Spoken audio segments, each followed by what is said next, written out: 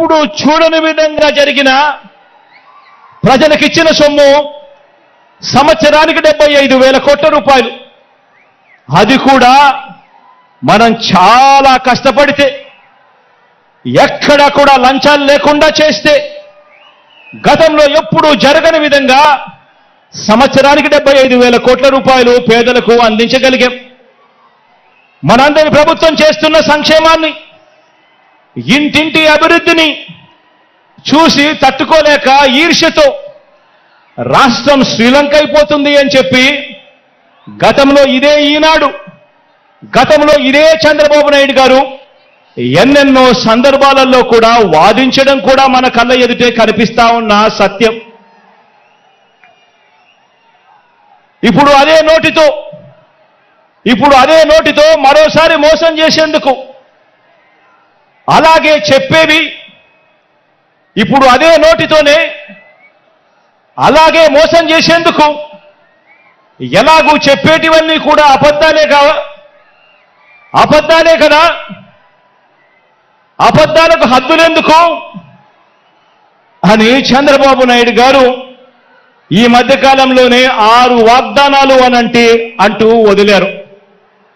ఈ వాగ్దానాలకు ఏటా ఖర్చెంత అవుతుంది అని చెప్పి మా ఫైనాన్స్ వారందరినీ కూడా లెక్కలు తీయమని అడిగాను.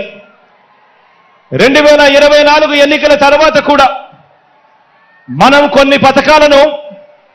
మనం అమలు చేస్తా ఉన్న కొన్ని పథకాలను ఎట్టి పరిస్థితిలోనూ కొనసాగాల్సిందే.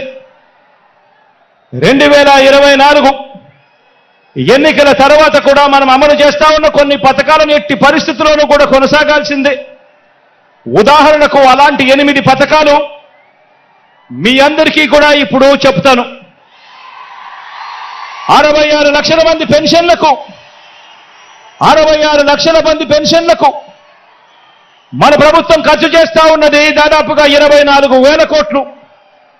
ఉచిత విద్యుత్కు, రైతన్నలకు ఇచ్చే ఉచిత విద్యుత్కు మన ప్రభుత్వం ఖర్చు చేస్తా ఉన్నది 11,000 కోట్లు.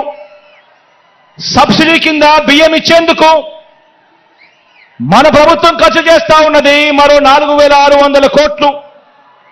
ఆరోగ్యశ్రీ, ఆరోగ్య ఆసరా, 104, 108 ఇటువంటివి ఎవరైనా కూడా ఖచ్చితంగా చేయాల్సిన, ముట్టుకోలేనేటివి మరో 4,400 కోట్లు.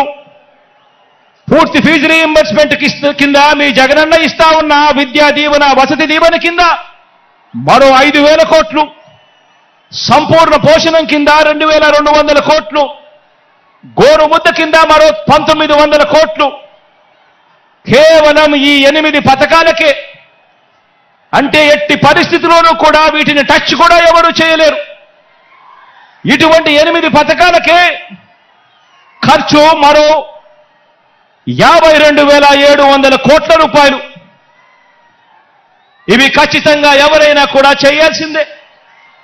ఇవి కాక చంద్రబాబు నాయుడు గారు చెప్పిన సూపర్ 6 అంటున్న 6 వాగ్దానాలకు ఎంత ఖర్చు అవుతుంది అని లెక్క వేస్తే ఇది పచ్చి మోసమే అని తెలిసినా, అవి ఎవరూ కూడా అమలు చేయలేనివి అని చెప్పి కూడా తెలిసినా కూడా ప్రజలకు తెలియజేద్దామని చెప్పి లెక్క వేయిస్తే ఆ 6 పథకాలకు అదనంగా కావాల్సింది ఏటా మరో 73,440 కోట్ల రూపాయలు.